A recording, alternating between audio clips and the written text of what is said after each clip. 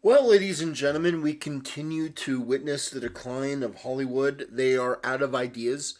Really, no, I'm not being hyperbolic. They are genuinely out of ideas. They have nothing left in the tank, and that's because the people that they've hired, their intelligence and their creative depth is as shallow as a puppy's piss puddle.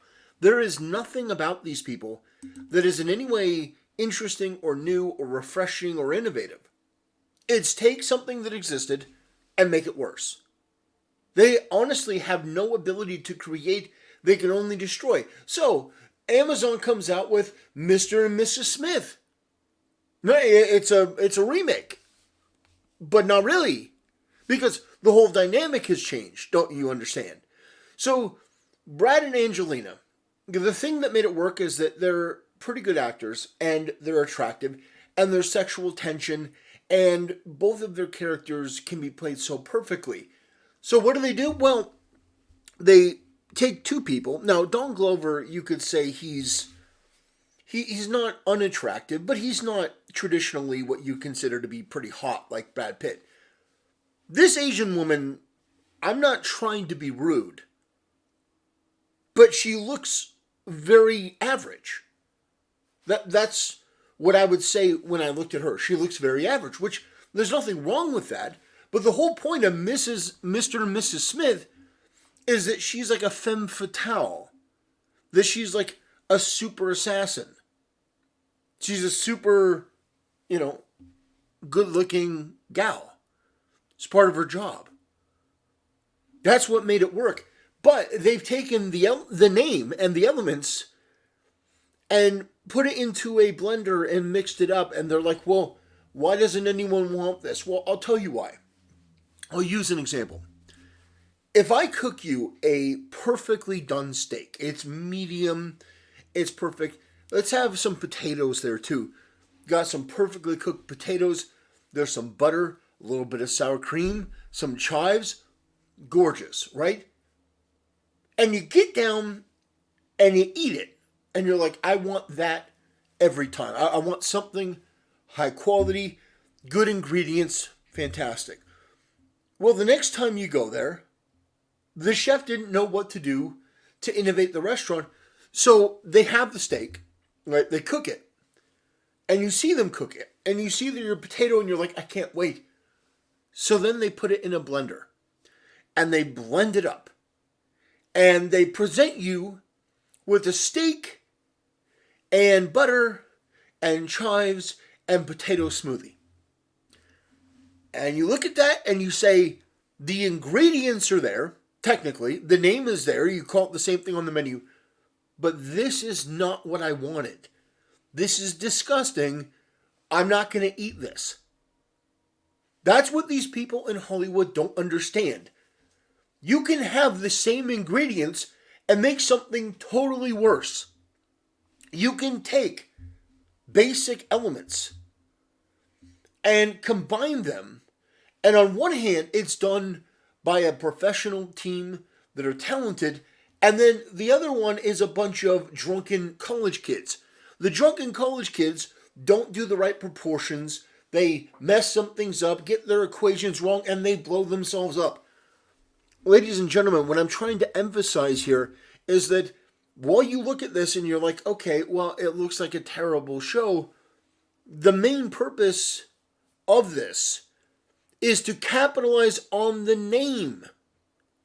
Mr. and Mrs. Smith, the whole point of capitalizing on the name is so that you watch it because you already know.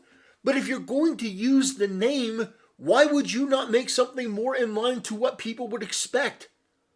This isn't some subverting expectations or some like deflection, like, oh, well, now I'm way more curious because it's different than I thought. No. You could have named this something else. You could have had it be like Mr. and Mrs. Smith, but named it something completely different. Like Married Strangers or something like that. You could have come up with a different name. And the premise, fine. You want to keep that premise. There's nothing wrong with that. But the moment that you start using names of other franchises, or what should be other franchises, but you use it for yourself, and it's not anything like what was created in the first place, people are going to take note. And it's going to fail. I've said this on numerous occasions. There is nothing wrong with borrowing inspiration from another franchise and doing something completely different. Taking something that existed and expanding upon it. Or just adding your own spin to something. There's nothing wrong with that. But this is identity theft. This is we want you to remember Mr. and Mrs. Smith, but only enough that you recognize the name to watch our product. We don't want you to think about the original. We want you to come here and watch our thing and basically forget the rest. That's not how it works. This is something that these people in Hollywood today, these blue pill people, they don't get it. They, for whatever reason, cannot comprehend humanity, what it is to be a human being, to have thoughts, to have a brain, to have memories, nostalgia, to have bits of your life that you remember. I would remember Terminator, right? So when you present Terminator as Genesis, where Sarah Connor is now saving Kyle Reese, my answer to that is no. No. Not even, no. No. If you came out with another movie and you called it Rocky, but this time it was Adrian in the boxing ring, and Rocky is the one that was supporting her, I would also say no. I'd say that's a stupid idea. But you understand, using the name Rocky, using the name Ghostbusters, it doesn't change that the material itself has to be good. And using the name is actually going to put you in a disadvantage in this day and age. Because people are tired of remakes and reboots and reshoots and all this other shit. What they want is something original, innovative, and new. How the hell is it? When I was growing up, there were new series and new ideas coming out all the time. How is it that you could get Star Trek, the original series, then comes out the next generation? Totally different. Totally different. But different in a very good way. Not taking anything away from the original. The original is a masterpiece.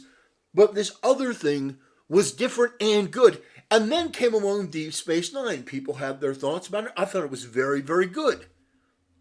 And then we get to Voyager. We don't really, we don't talk about Voyager all that much. But my point is that you have this progression of ideas. And each one wanted to be different, but they still used the name, but it was different enough that it actually mattered. With this, there's no way that you can do something different. Because the formula that you're showing us is the same. The obvious noticeable difference is that they're race swapped and they're less attractive. So immediately you have some problems. We know what the style of the movie is going to be. It's going to be a more Gen Z type of family. This guy's probably some kind of, pretending to be some kind of programmer, but he's really a super secret agent. And she's, probably some, with CGI and special effects and all that stuff, she's probably a trained killer, but working for another company. And they just happen to be living together. They're going to use the same formula, but try to make it appeal to a modern audience, and it doesn't work. It doesn't work because you're regurgitating. You're taking something that already was, and you're just trying to attach this thing here, take this thing off here. It's not going to work well. And so my advice is to just create something new. Create something new. It's easy. You fail or you succeed on your own merits. You fail or succeed on your own ideas. Now, I know in Hollywood it's hard to get that stuff done, but it's worth it. Look at George Lucas. Do you know no one in Hollywood had any faith in him? No one ever believed that he would amount to anything. They thought he was just some creepy weirdo. They didn't want to do business with him. They didn't even approve a loan for Star Wars the movie. That's right. The banks, you know, the banks, brilliant geniuses over there. They're like, no, we're not going to give you money for Star Wars. They genuinely turned him down. He had to basically come out and say, well, we're doing this other movie. This other safer movie, Blue Harvest. We're going to do this other movie. Okay, then we'll give you the loan. But Star Wars was too out there for them. My point is, it takes balls to risk something and to believe in your dream. But unfortunately, these people, these blue pill, left-wing people, they're not interested in creating because there's nothing within them with that spark of life, that spark of light, that spark of God, that bit of divinity. There's nothing within them that compels them to create. They are comfortable destroying and not putting themselves out there because it is so easy to destroy, to tear somebody else down. It requires nothing of you, really. You don't have to put yourself out there. And you can take so much from somebody as their world is crumbling down.